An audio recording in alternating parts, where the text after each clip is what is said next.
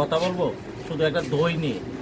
এই যে একটা দইয়ের বোতল বা দই এরকম এই বোতল জাতীয় দই পাড়া মহল্লার প্রতিটা গ্রামের প্রতিটা দোকানেই পাবেন, কিন্তু এরকম একটা দই খাওয়ার জন্য প্রায় 20 কিলোমিটার দূরে এসেছি।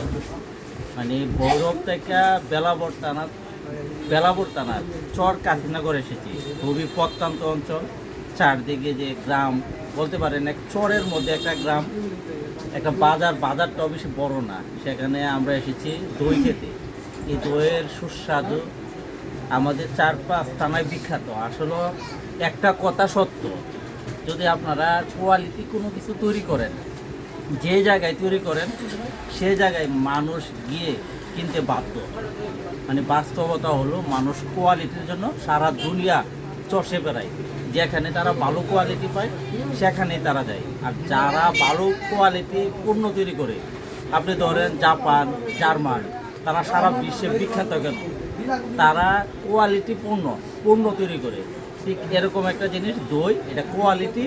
আর এই কোয়ালিটির খুঁজে আমরা প্রায় 20 কিলোমিটার দূরে এক প্রত্যন্ত গ্রামে এসেছি, যেটা চর কাশিনগর। ধন্যবাদ। আপনারা আপনাদের জায়গা থেকে কোয়ালিটি কোনো কিছু তৈরি করুন, মানুষ আপনাকে খুঁজে বের করবে।